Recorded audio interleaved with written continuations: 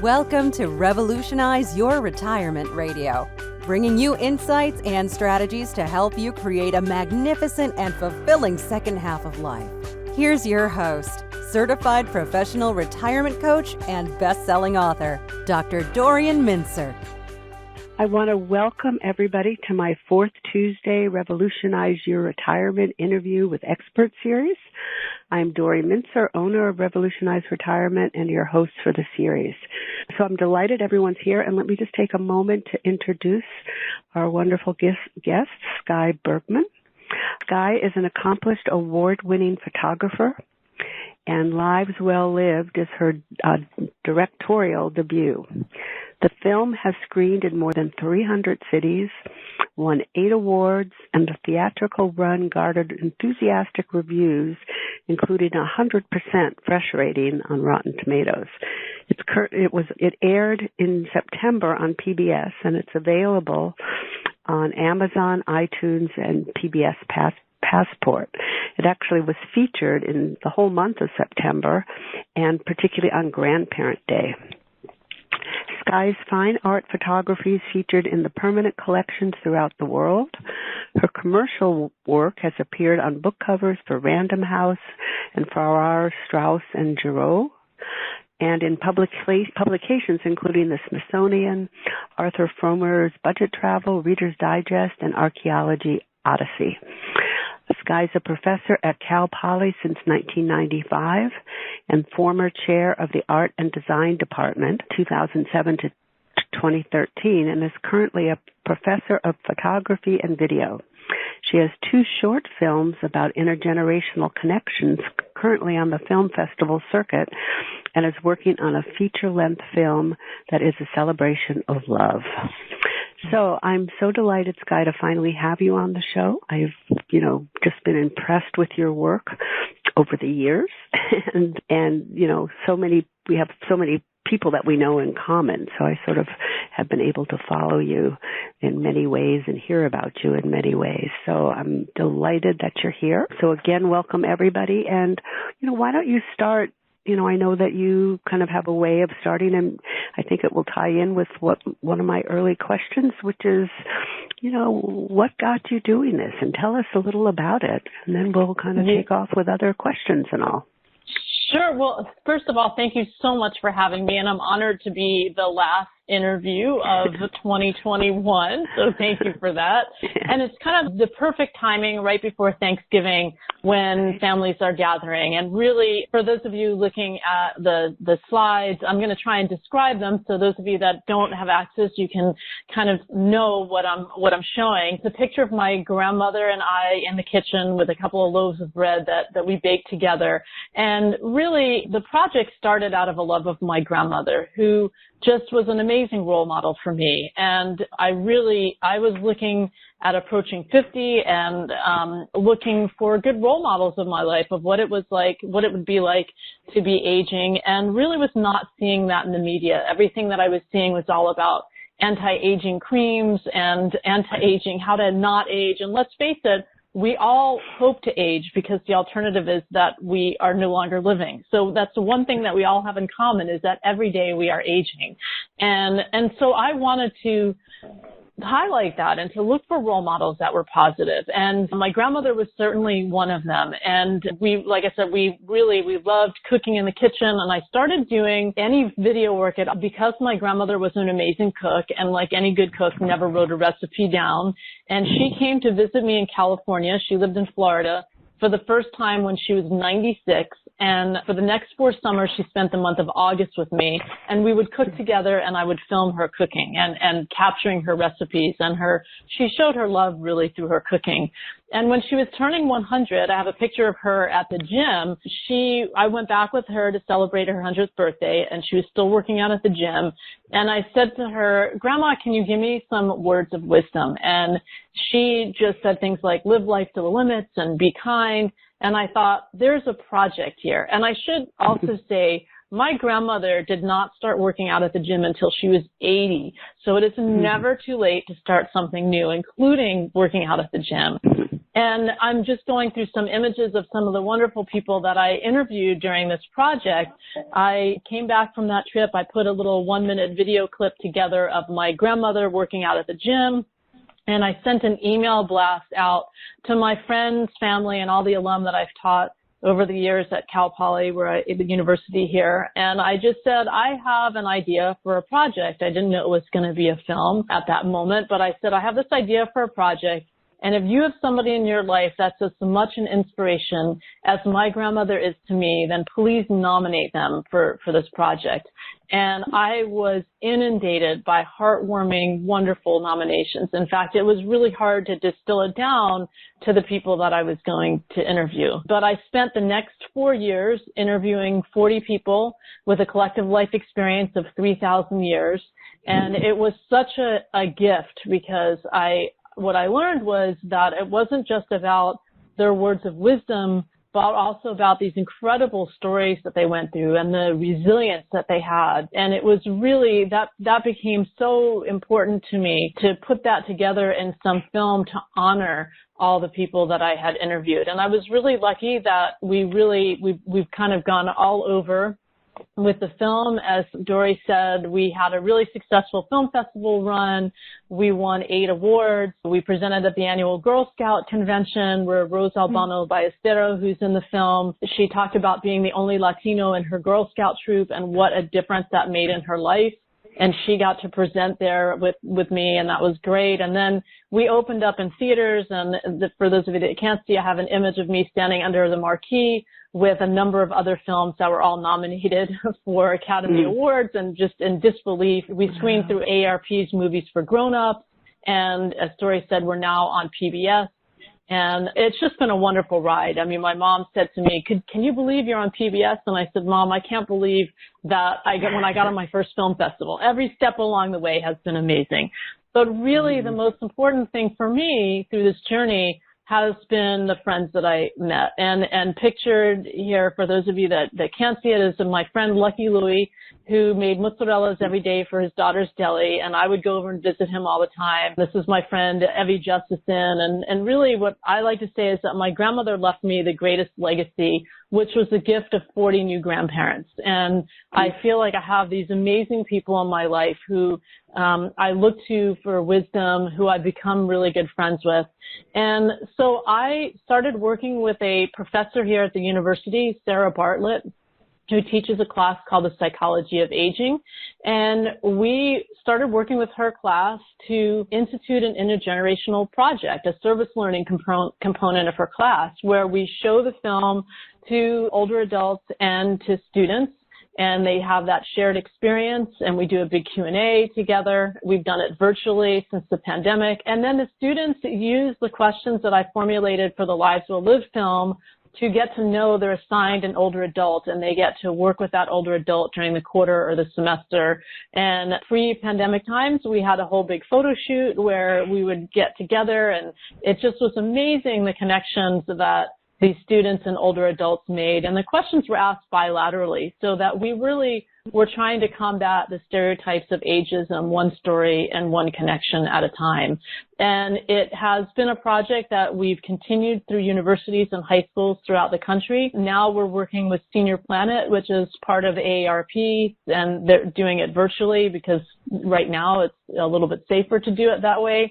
We hope to get it back in person. But just last week, I was doing 3 different wrap parties where at the end of the quarter semester, the students present a little memoir to the person that they interviewed, but they also talk about their definition of life well lived, how that's changed over time, over talking with their older adult that they're partnered with, and what they learned from this experience. And it's really, we need to have more of these experiences where we bring generations together, because it's very easy to have an ism or a stereotype about another group if you don't know somebody from that other group. But once you have a friend who is older, or if you're an older adult, you have a friend that's younger, it's really hard to have those stereotypes. And my last image is an image of a number of the connections that have been made. And I love this one because I have my grandmother and I in the center of this image. And it just, I think that I always tell my students, the more personal a project, the more universal it becomes. And there is nothing more personal than starting a project based on my grandmother, and how wonderful it has been to see it just explode and create all these wonderful connections. So that's my little slideshow and kind of a little introduction into the film and kind of what I've been doing with the film really since its release, and how it's been used as a catalyst to create these intergenerational projects. Oh, that's also wonderful. I wish the film was around a few years ago when I was still teaching in a program where I had graduate students, and it was part of a gerontology program about aging. And what I did then, because your film wasn't available then, I brought in wonderful people that I knew who were local, and they would come and interact with the students. And then the students' assignment was interviewing somebody over age 75. And for many of them, it was the first time they had ever really talked and learned about life from somebody older. And you're so right that the intergenerational is so, so important. So you've just, it's wonderful that it's being used in all those ways. I love hearing that. Yeah. And just to kind of build on that, I think one of the things that I read when I was doing the research for the film, and I believe it was in the Huffington Post, was that the last 100 years is the first time in human history that we've looked to anyone other than our elders for advice. And when I read that, I remembered being so shocked by that, because I had my grandparents in my life and even my great-grandmother, and they were such an influence. And, it was hard for me to reconcile that and to understand that there were other people that didn't have that connection, and what a difference it made in my life. And so I really saw the film as and this opportunity to work with this professor here at the university to create something bigger than just the film, and to make it, have a more of an impact even. And I'm working with PBS Learning Media right now, because we're going to do another launch of the film on PBS in May for Older Americans Month, and we're working with PBS Learning Media to develop a learning module for K through 12, so that teachers that are teaching K through 12 can go in and use this to create an intergenerational project in their classroom. Oh, how exciting. It's just wonderful to hear. So that's going to be in May. That's great. In May, correct. In May. Now, I remember in the credits that came, but maybe mentioned for the guests, your grandmother was able to see the film completed? Yes, I was lucky enough that here in San Luis Obispo, we have a wonderful film festival, and I knew the director of the film festival, and I said to her, and this was before the film was really truly done, I said I would really like to show a rough cut of the film, because, I'm dealing with an aging population, and I wanted as many of the people that were in the film to be able to be there. And so we did a sneak preview of the film, and 27 of the 40 people that I interviewed were able to be there that night. It was in the biggest theater here, 850 people. My grandmother was at the entrance of the theater greeting everyone that came in, which was amazing. It was probably the best night of my life, was to share that with her and with all the people that were in the film. And she passed away 6 weeks after that screening. And, my mom, she was 103, and my mom says that she lived long enough to see the film on the big screen. And I believe that that's true. She decided she was done. She literally said, "I'm done." And she stopped eating and drinking, and she passed away in 2 days. And that was her, stubborn as she was in life, that was as stubborn as she was when she was done and she was ready. And, it was difficult to honor that, but I did, and just stayed by her side and played guitar for her and held her hand and told her I loved her and honored her wishes. And it was beautiful to be with her at the end, and beautiful to have shared the film with her and have her see it on the big screen. That was just an amazing night. Oh, it sounds like it, and how wonderful for both of you to be able to have that experience, and you to be able to, it's hard to honor wishes when you wish somebody could be around forever, but there's such a reality of none of us are going to be, and how important it is to honor the wishes that people have. Not everybody's able to do that, so I think it's an inspiration that you were. So how in the world did you, go ahead. It sounds like you were going to say something. No, go ahead. No. So how did you, with all these people you interviewed, how did you decide on the people you decided on? Because, there was such a richness, or is such a richness to the film and the people you have, but, how did you make the decision? Well, that's a really good question, and it was tough because I mean, as I said, I feel like I have 40 new grandparents, which means that I loved everyone that I interviewed, and and some people unfortunately ended up on the cutting room floor and didn't make the final cut of the film. But really, what I was looking for, it was great to have done a sneak preview of the film because I was able to sit in the audience with 850 people and feel where it needed to be edited, and we also did feedback forms, which were great. We had about 200 people that filled out feedback forms, and I took a year after that and completely re-edited the film and redid the film. And I think a big part of it was that I wanted to have a diverse group of stories. That was really important. So I realized at one point early on, I was kind of more European-centric in terms of history, and it was really important for me to have somebody that was of Japanese-American descent that had been interned during World War II because I didn't want to gloss over that story. And Susie was amazing, and I actually had interviewed somebody else that was Japanese American who had an amazing story on paper, but really could not tell the story. And that was something I had to learn in moving from being a still photographer to a filmmaker, is that although, as a still photographer, it's really easy to swoop in and take one really great photo and write a story. But as a filmmaker, that person has to be able to tell that story. And it just wasn't working with that first person that I interviewed, even though his story was amazing. And what I did for everyone that I interviewed, their families, I gave them all the transcripts and all the footage that I shot so they could have that as a legacy. So even if they didn't make the final cut of the film, their family got something out of it. But when I met Susie, oh my goodness, her story, she's just such a great storyteller. She's just amazing. And by the way, she's still alive. She's 102. She said in the film she wanted to live to be 100, and she's 102, so she surpassed her wishes. But she was a good storyteller, and that was part of it. And I also looked for, in each person's story, a poignant moment, so something that they went through in their life that was really traumatic, a word of wisdom, and then humor. Because I think that, as Marion Wolf, who's in the film, once said to me, the thing that really helped her get through some of the tough times was humor. And I think to have that balance, it's all about balance in life, and humor is part of that balance. And so that was a big part of it when I was looking at who made the final cut. That's great.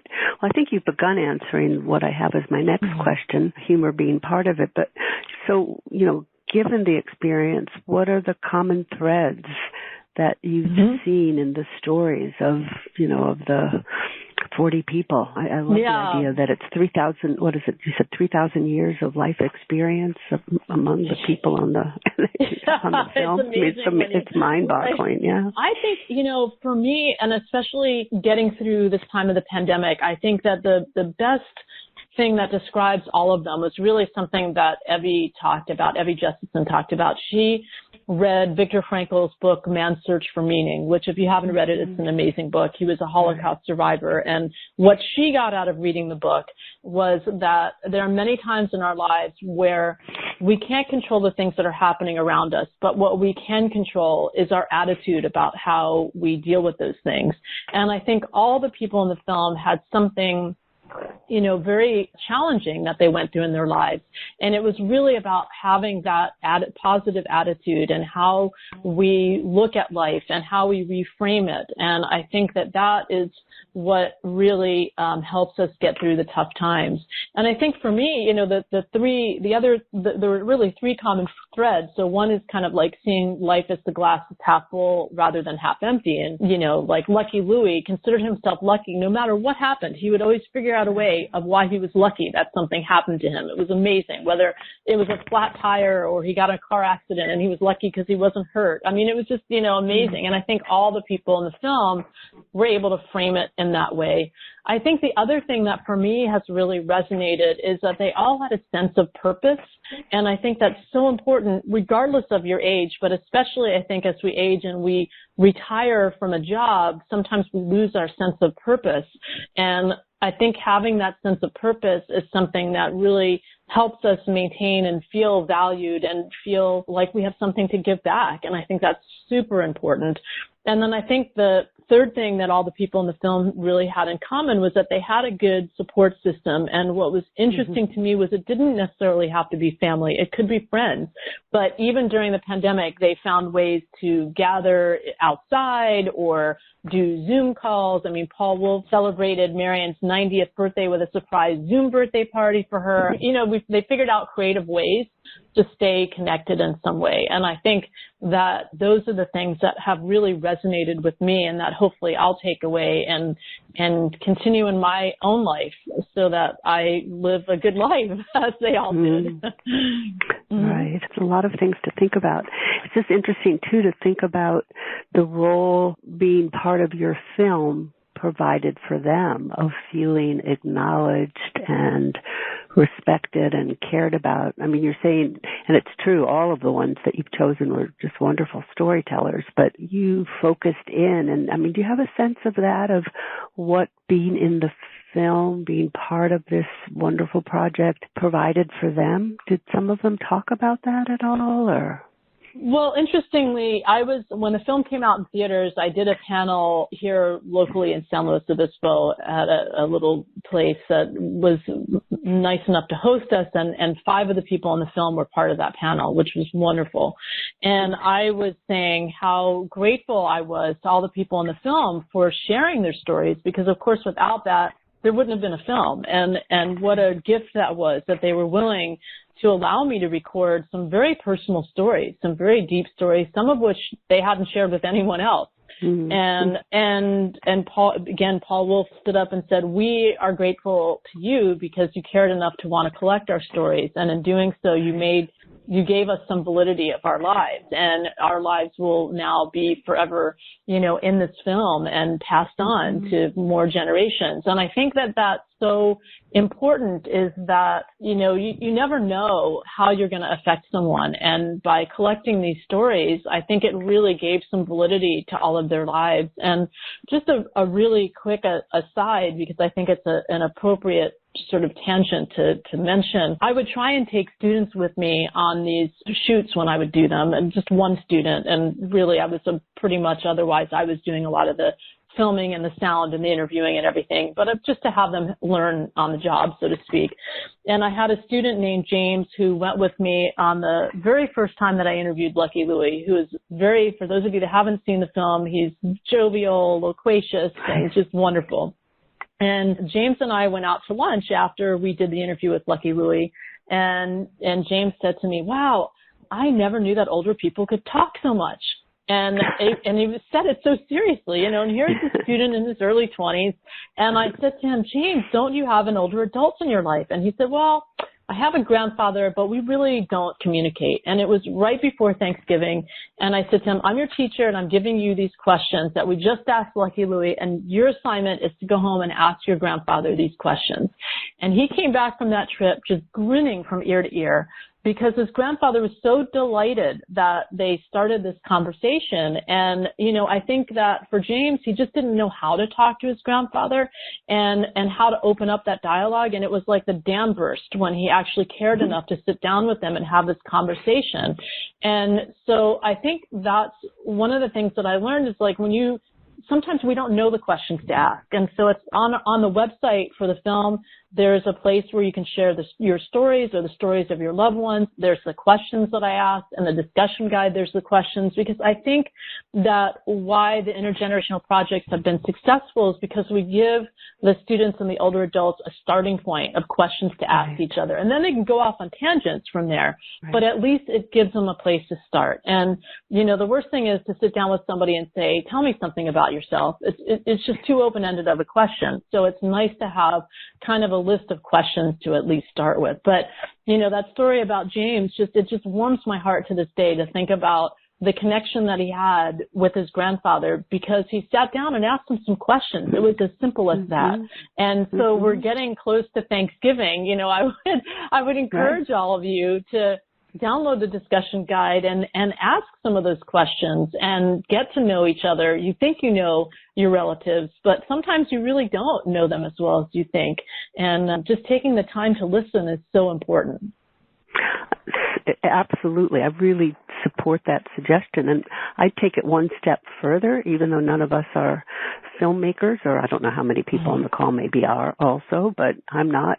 But it's so great. Take out your phone if you have a phone and do a video, you know, having the stories answered. I mean, part of that, you know, it's just kind of having that oral tradition, and I do think people love to tell their stories, and, you know, and this could be the beginning of you having a new project of perhaps doing some oral history with your relative. They don't even have to be older; they can be younger too. You know. Absolutely. I mean, when we do this intergenerational project, we have the older adults ask the students the same questions, and I think that bilateral communication, I think, is very important back and forth because, you know, they have certain stereotypes and they don't know, and, you know, there's this idea that, and then we just, like I said, we just did a bunch of wrap parties this last week, and one of the older adults got on and said, you know, I had this idea that because these students were younger, they weren't going to have gone through so much, and that was so far from the truth. They have so many things that they're going through that we just had no idea.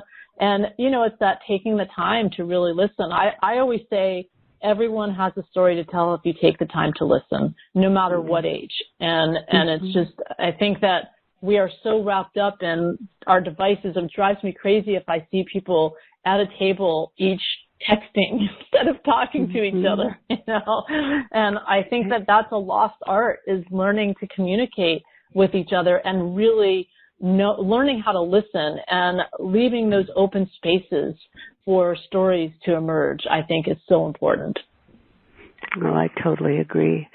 So tied in with that, what are other, I mean, we're still sort of in the pandemic. I mean, I don't even mean sort of, but, you know, I mean, we've emerged, I mean, it's been, 19 months now of, you know, and a long period of time was the lockdown. And you did give an example of just how some of the, you know, the people in your film, you know, connected with people. You know, do you have some insights that, you know, that things you learned from the film that might be helpful for the listeners while we're still really grappling with, is it safe to be out? Is it safe to connect with people? You know, what would you recommend to, you know, for people around, you know, sort of the re-entry in the world, I guess, or maybe not re-entry if one's not comfortable doing it yet? Yeah, I think that, you know, one of the things that really has been very powerful for me from the film has been the stories of the resilience of all the people in the film, and that we will get through this. I mean, there have been other times in history where world wars or, 100 years ago, the pandemic, we will get through this. And I think that the biggest lesson is just to be kind. And, you know, it's amazing when you're kind and you have a practice of gratitude, how much better you feel. And when you do something nice for someone else, it just makes you feel so good. And if we just all were a little kinder to each other, what a better world it would be. And, you know, sometimes it's just, I have found myself during the pandemic reaching out to friends more often and making sure that I call them or, you know, drop them a line or send an actual card in the mail. You know, do things that just to show somebody that you care. It feels good on your end to do it, and it feels great when you receive it.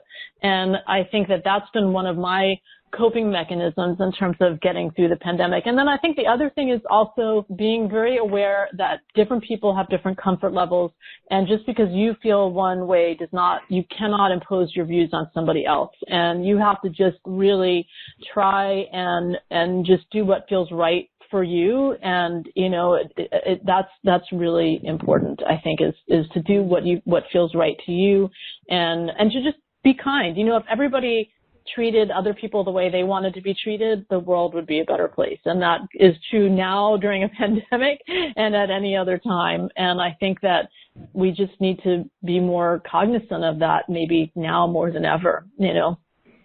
Oh, absolutely. That's really nicely said. If you had to pick, you know, one or two of the most valuable lessons that you gained from meeting these people and getting to know them, you know, what would can you share what they would be? And it doesn't have to be one or two. It could be more, but. Oh, wow. Well, there's so many good lessons. I mean, I will say, one of my favorite people from the film was Lucky Louie. He did pass away this year. I would go visit him during the pandemic and stand outside his doorway as he was making his mozzarellas for his daughter's deli, and such a nice guy. But, he said, his famous quote is, "Happiness is a state of mind. You can be happy with what you have or miserable with what you don't have. You decide." And for me, like everybody, I get up on the wrong side of the bed some days.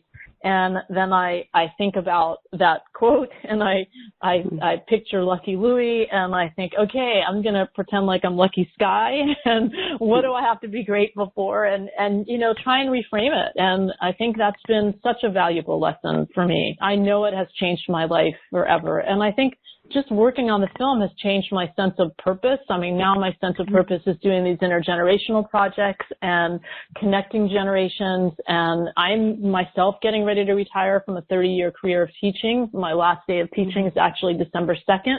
And I'm looking forward to my next phase of what I'm going to do, which is more films and more intergenerational work. And so I think that working on the film and meeting all these people also gave me the courage to do that.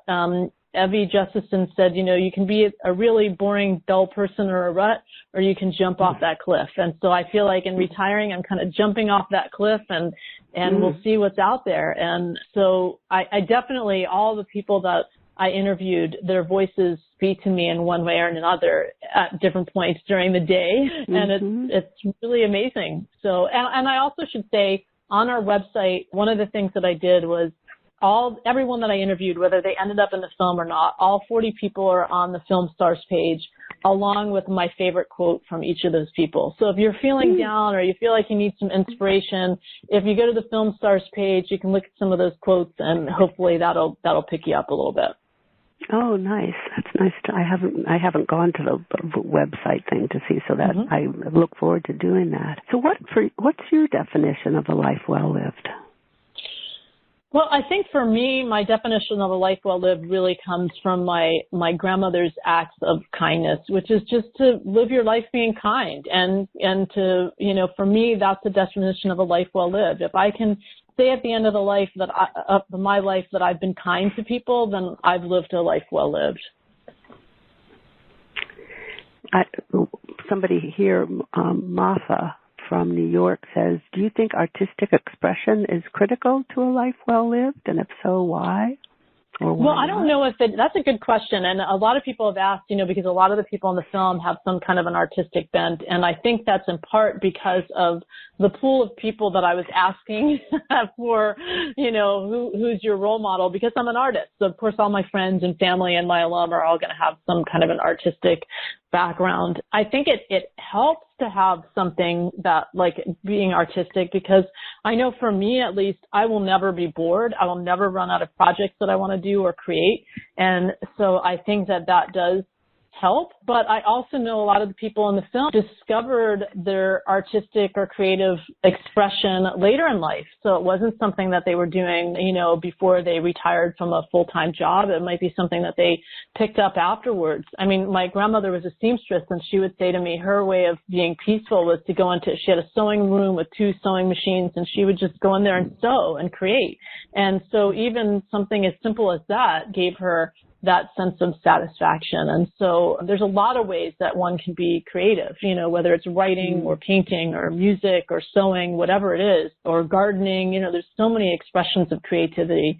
And I think it's you find what makes you happy and follow that passion. I think you pretty much answered these. There are 4 questions from the same person. And it's interesting because I think that it's this Mary, who's from Boston, and I think Mary in some ways answered her own question as she continued asking questions and making comments, but I think you're responding to it, so I think it's well timed to ask now. She started out by saying, I need advice on learning to be more outgoing and learning to trust.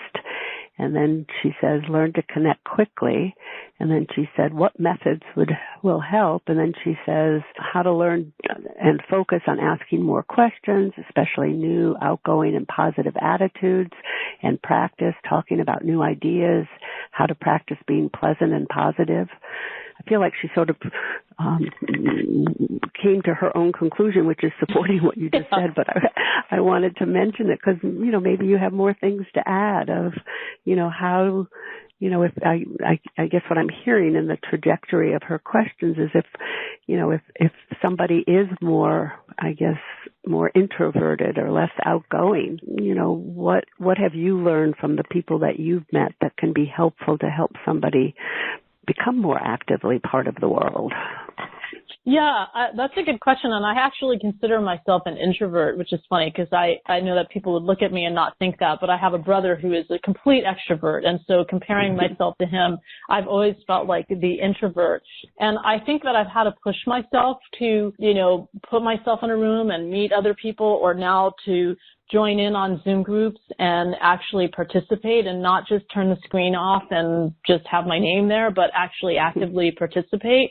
And it's amazing how many people I have connected with during this pandemic that I would never have connected with otherwise because of the accessibility of Zoom and being able to reach out to people. And I think don't be afraid to reach out to people. If somebody says something really interesting and you're on a webinar and you think, wow, I really want to actually get to meet that person, I try and make that connection and I follow up on those connections. And it doesn't have to be somebody that's in your hometown. It can be somebody that's far away now that you can be connected with. And that definitely helps feel less isolated, I think, when you have those connections. And we're at an interesting point in our world where the world is flat in so many ways that we can, allow for somebody that might be more of an introvert to actually participate more because of technology. And so I would say, don't be afraid to use that to your advantage and to really, try and cultivate new friendships. It does take a little bit of work, but it is worth the effort in the end. Great, thanks. So Thomas from Detroit says, Sky, gay men lost a generation to HIV/AIDS and the life experience that could have been shared. Have you ever held this discussion with an organization or community group in the LGBTQ community? Yeah, I have. And I wish that I had included an LGBTQ person in the Lives Will Live film. And that was just, at a certain point after I interviewed 40 people, I kind of had to say, okay, I've got to finish or I'll never get a film done. And if there is, when I do the film about love, that will certainly be part of that film. And if I do a phase 2 of Lives Well Lived, I will certainly include somebody that is LGBTQ. But yes, we've had, Q&As with LGBTQ communities, and they've gone very strongly. And I also have worked with Watermark Retirement Community, who did a really wonderful campaign called Not Another Second, where they documented older adults that had been LGBTQ and told their stories. So, there's a lot that is coming out now in terms of older adults and having these discussions around, many different arenas. And I'm very pleased to see that. I'm very happy to be part of that discussion as well. Great. And Mary from California says, I'd love to explore using the movie and discussion guide with several local organizations. What do you suggest is the best information to share with them? You mentioned a partnership with AARP. Is that the vehicle, or what would you suggest? No, I think the best thing is that you can reach out to me. My email is liveswelllived@gmail.com, and I can help you, use the discussion guide. I can kind of steer you in the right direction. I also have a PDF about the intergenerational projects that we've been doing that's nice to share with an organization that might be thinking of implementing something like this. I think that the best thing is really if you can get a teacher or somebody from like a Girls Inc. or a Boys Inc. or, a community organization on board that wants to do a project like this, because you have to have the buy-in almost from the teacher or that level, because it takes a lot of work on that end to orchestrate it. And then usually you can find older adults who want to participate pretty easily, whether you go to a senior center or just put a call out. It's pretty easy to make that happen. But it's really finding the institution or organization that might have younger students that want to work on something like this, and finding the person who's like, I have the teacher who's doing, Professor Bartlett, who teaches psychology of aging, or these people in Upper Iowa University who teach an art class. Actually, it was an art project that they did and an aging class that worked together on the project this time around there. And, so somebody that is going to be in charge at that level is really helpful to connect with. Great. Really good suggestions. Rosalie from California wonders, is someone's passion their passion for life, aka manifestation of the soul, or does passion change over time? Oh, well, personally, I think passion changes over time. I mean, that's just been my own personal experience. I don't know if it's like that for everyone else, but my passion certainly has changed over time. And I think that, I like to allow for that to happen, for that flexibility and those pivot moments where you realize, oh, wow, I thought I was interested in this, but actually my passion lies over in this arena. And, I do remember at one point when I was department chair, and I used to love photography, and I kind of went, I'm not loving this anymore, and maybe I just want to be a yoga teacher. I think that it's okay at different points in our lives to investigate and see how our passions change, and to allow for something like, for me, this project based around my grandmother has completely changed my passion in life and what I want to do. And I think that allowing for those pivot moments and being open to that change is really important. I think that that's something, at least in my life, that has been very important. I have always had this belief of, instead of saying why, say why not to opportunities and see where they take you. And sometimes they take you nowhere, but sometimes they take you in such a surprising direction that you never thought possible. And it's just, what a delight when that happens. Well, tied in with that, how did you initially get interested in photography and filmmaking? Well, I was actually a finance major undergraduate, as an undergraduate student, and I took a photography class for fun and fell in love with the darkroom and fell in love with watching the image emerge in the developer. And I had a wonderful professor at the time. His name is Lou Marcus, who I am still friends with to this day. And I said to him, Lou, I know I was like a 4.0 student. Just because you can do something doesn't mean that you should do it. I was great with numbers, but I didn't enjoy it. And I felt like I had this pressure because I was the smart one in the family that I was going to do something like this. And it was all self-inflicted. My parents had no idea about anything. They didn't have any preconceived idea about what I should or should not do. But I said to Lou, I said to him, I want to be a university professor teaching photography like the job that you have. How do I do that?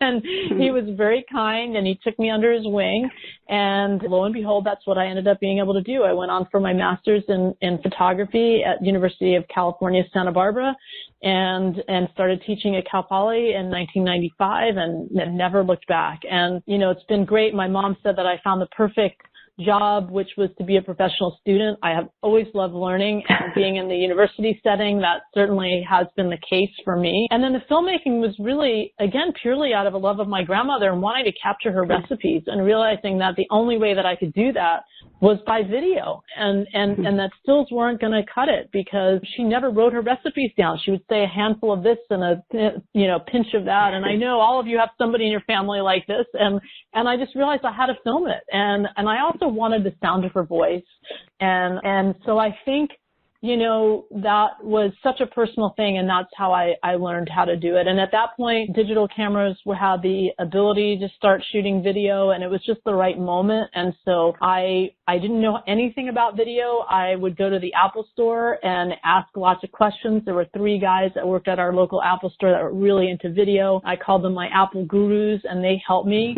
and taught me about sound and taught me a whole bunch of other things that I needed to learn. And our school here at Cal Poly has a motto, learn by doing, and I feel like that's what I have learned. I never let the obstacle be in the way of, wow, I've never done this before. I thought, okay, I want to do this. How do I get to this end game? And I don't need to know everything about video editing or filming. I just need to know what I need to know to get the film done. And I think otherwise it would have been overwhelming. So I always tell my students, you have the big idea, the big hairy idea, but take baby steps, because you climb that mountain one step at a time and you make it to the top by just putting one foot in front of the other. And that's pretty much what I've done with the film. And it ended up on PBS. So there you go. If I can do it, you can do it too. It's my first film, and if I can do it, anyone can do it.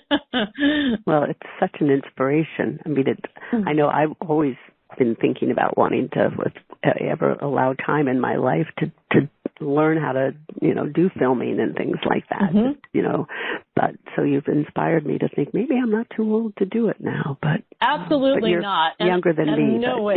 No. Right. But there is on my website, on the Take Action part of my website, there is a video that I put together basically that talks about interview techniques and tips that I learned along the way, because I was such a beginner that I thought, let me put something together for somebody like me who really wants to get into this, doesn't know where to start. And so it's only like 12 minutes long, and it's very basic, but I think it does give people who have never done any kind of video filmmaking before at least an insight into some of the things to think about. So, feel free to check that out and email me any questions that come up along the way. Oh, that's great. Well, tied in with the filmmaking, the other part of the film, in addition to just these wonderful people, was how you integrated some of the historical films. And did some of the people you interview was some of it from them? Did you just do research into, the stories they were telling you? Because you did such a beautiful job of that. So if you could talk about that some for that. Sure. Great. Yeah. And I think, one of the things that's called B-roll footage or background footage, and that's so important. If you're going to do a film about somebody that you love and care about, it's so nice to have that footage of them or of what they are talking about showing, instead of just having a talking head.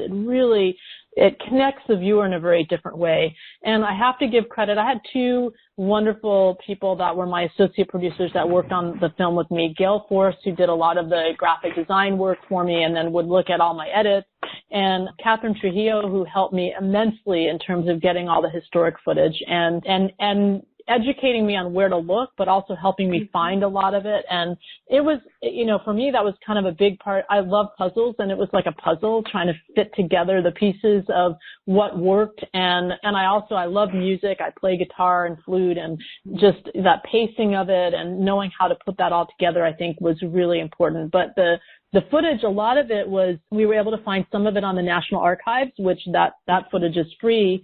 But for example, just to give you an idea of how, and this was the most expensive part of making the film, was buying the historic footage. There is a section where Marion Wolf, who, for those of you that haven't seen the film, was 8 years old and in Vienna, Austria, when she signed herself up for the Kindertransport, which the Kindertransport was the Quakers in the United Kingdom were trying to rescue as many Jewish children as they could from Germany and Austria, and they were taking them in to the UK.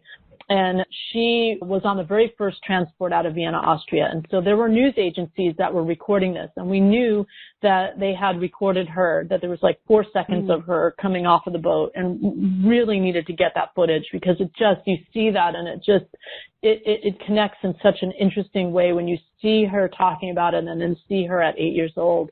And that footage is owned by the UCLA Film Archives, and it is $90 a second with a 30-second minimum. So you can multiply that out, and some of that footage is pretty expensive. But then on the other hand, the footage that I had in Susie Edelbauman's piece was, like I mentioned, from the National Archives, and that footage is free to use, because that was shot by our government for us, and it's in public domain, so you can use that. So it just really depends. And then there was some footage, like Lou Tadone Lucky Louie had a lot of footage that he had shot, and so we had a lot of footage of his family at that time, and so, some people had that. On the flip side, Rosa Albano Ballestero, her family was very poor. They had very little money, and they didn't even really have a camera. And I had to reach out to all of her siblings to see if they had any photographs. And I actually found a high school friend of hers who had some photographs, and I went down and scanned a lot of that. But Rose really didn't have anything of her own. So, it's right now we think everything is photographed and filmed because we all have a camera on our phone. But if you think to that age group, many of those people didn't have images from when they were younger. So it was a really interesting challenge to find a lot of that footage. Yeah. Mm. Oh, thank you. I mean, it just adds the richness to hear a little of that background, too. So back to some of the listeners. So Kathleen from Utah says, it seems many of your interviewees cite acceptance of what is as key to their long-term happiness and success. Yet many young people want systemic changes, climate change, racism, etc. How do you think this affects the intergenerational divide? Well, I think that that's a really good question. I mean, I think that there are big issues, and that you have to remember where people are in their lives as well. And I think that many of these people, when they were in their 20s and 30s, were in that same boat. They might have been out there protesting wars or worried about, civil rights and those kind of things. And so I think that it's just, very much a moment of what they're looking at and at their time in life. But I will say that many of the people in the film still go out and protest and do things. And so I think that they accept it, but they still challenge that there can't be why can't we do something better? So I don't know if that, how that comes across necessarily in the film one way or the other, but I think they're still out there trying to make a change. I mean, like Paul and Marion Wolf were still talking to high school students about their experience and, why it's important to, why that it was important to not ever let that happen again. And, I think that there are people that are out there on the front lines doing these things. Abby Justison goes into high schools with the League of Women Voters and tries to convince the seniors to sign up to pre-register to vote. So I think that it just depends. Great responses to all these questions. Meg here has a comment. Meg from Cambridge says, Sky, I'm enthralled with the wisdom you've learned from your life experience and undoubtedly also from the elders who grace your film. She says, I remember a rough draft at one of the positive aging conferences and is thrilled to hear of your success and new directions, as well as leaping into your new chapter. So I just wanted to Thank you. that. Thank you for that. Yes. A comment. So with that question, I mean, tell us more. You have some, but you've mentioned a lot of the intergenerational work, and there's some new films you're working on. Why don't we, sort of focus on that in the time that we have left? And I do want to comment that at one, I have to honor the time, and I'm going to give a code for people who are in the Certified Professional Retirement Coaches Association, because there's a code just for that particular group. I'll give it one, but Sky has said she can stay for a few minutes longer if there's some additional questions. So, we can go on a little bit longer, but it would be great if you can share, any additional things about the intergenerational, but all these the movie Love you mentioned, the other films that you're working on. Tell us what you're doing next now with your retirement is like next week, it sounds like. It is like, well, as I mentioned, or as you mentioned, there's two short films that are on the film festival circuit right now. One is called Forever Voters, and it is about, Evie Justison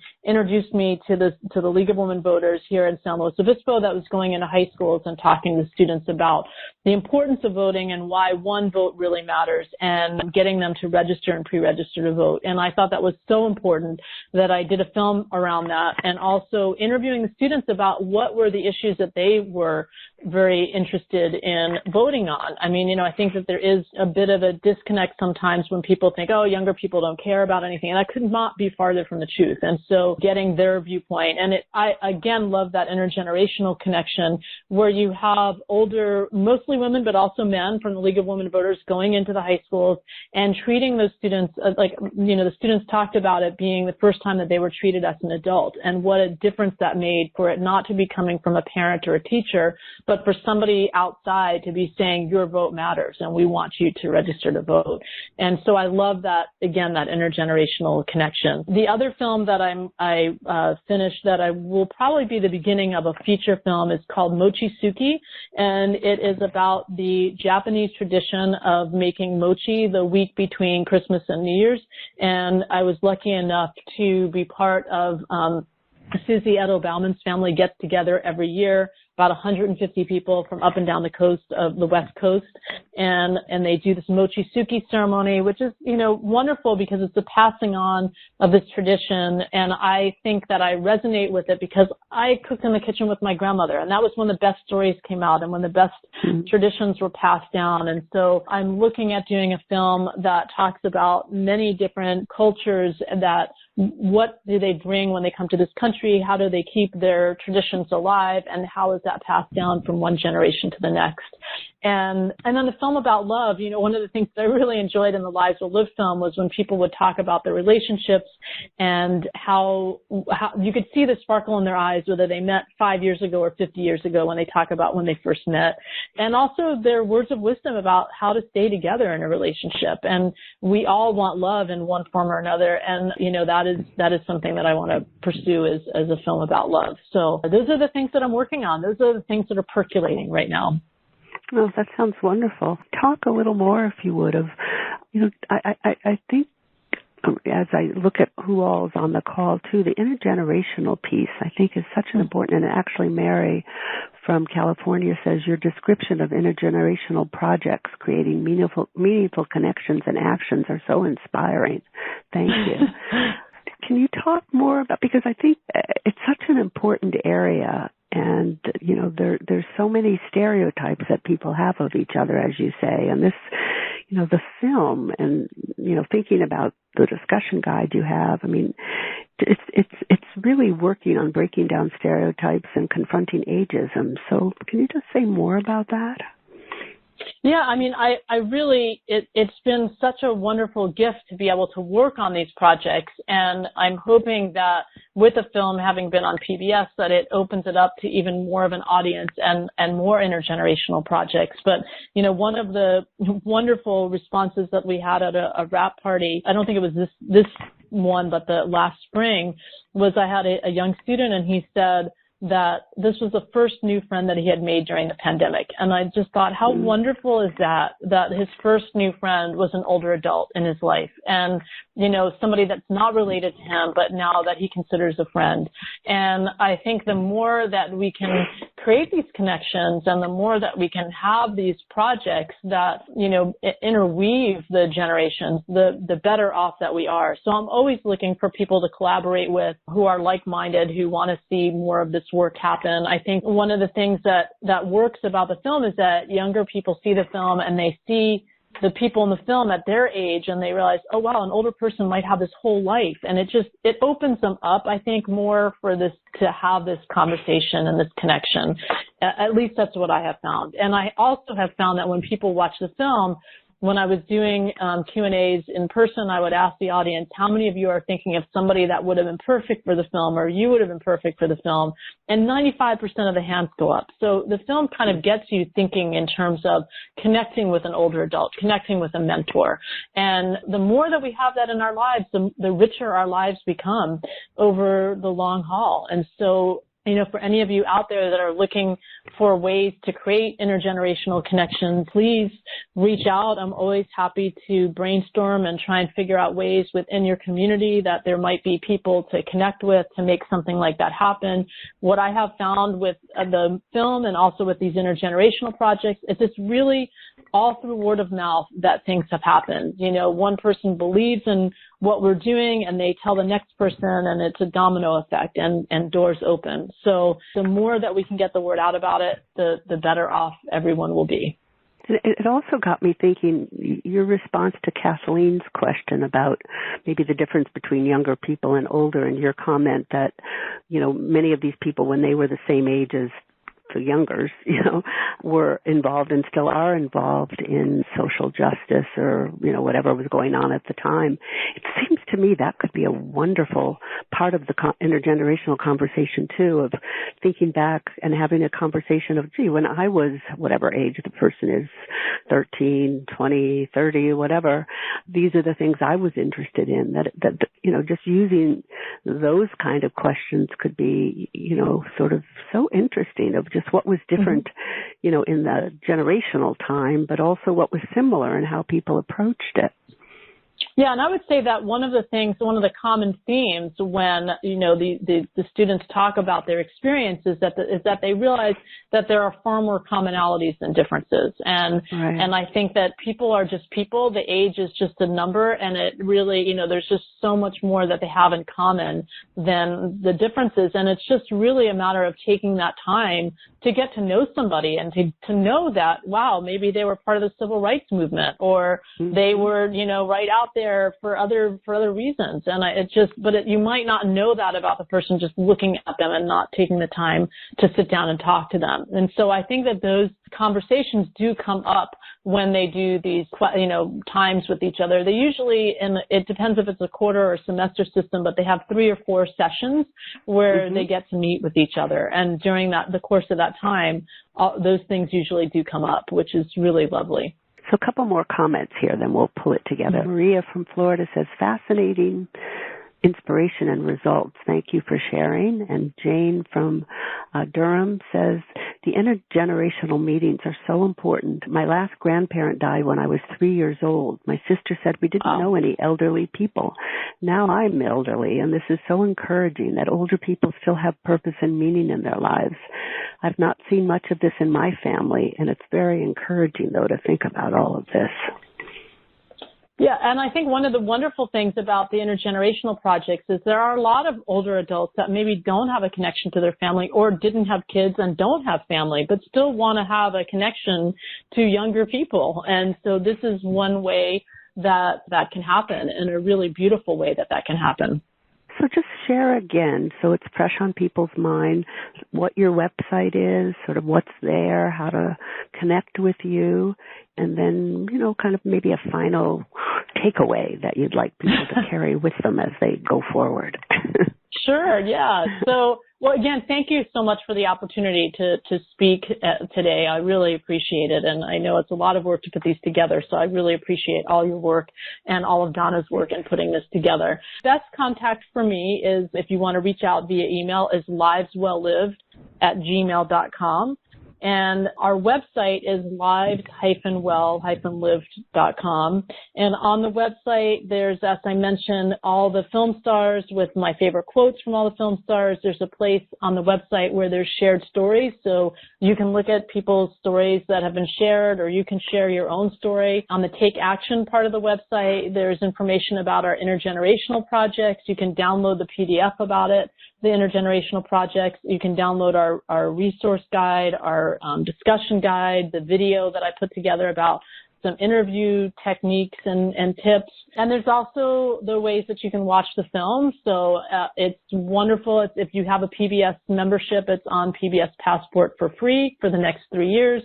If not, it's on Amazon and iTunes. And PBS is playing it for the next 3 years on and off. So you can check your local listing guide. And we also have that on our airings page. And we have a Facebook page and Instagram and everything else as well. You can find that all from going to our website. But mostly I would say my takeaway is when you get, especially now that we're getting to the holidays and you're getting together with people in your family or even just friends, take the time to ask questions, to dig a little deeper, to not do the surface thing, but to really, use the questions that I formulated. You can blame those questions on me, but to start that conversation going and to really it's amazing what you will learn if you just take the time to sit and really listen to somebody and truly be an active listener and really engage with somebody of a different generation, of the same generation. It doesn't really matter. It's just more taking that time to really interact. And then I think, on the final note that I would say is, especially with it being Thanksgiving, do something kind for someone else. And that's, if you do one little kind thing, even if it's just something very simple, it will make you feel so much better and that person feels so much better. And so I hope that everybody has a wonderful holiday season, and thank you again for taking the time out of your day to listen to me talk about the film and all the intergenerational work. I really appreciate it. Well, thank you for taking the time to share all this wonderful inspiration and wisdom, both from what you've done so far and also these, projects that you have coming up. Good luck with all of them. And hopefully you'll come back and we'll talk again about sort of some of these new projects as they get off the ground. So thank you again. It would be my pleasure. Thank you. Well, happy holidays to everybody, and thank you for sharing this last 2021, and see you all in 2022. You've been listening to Revolutionize Your Retirement Radio with Dr. Dorian Mintzer. To learn more about the resources mentioned on today's show, listen to past episodes, or download our free retirement transition guide, visit revolutionizeyourretirementradio.com.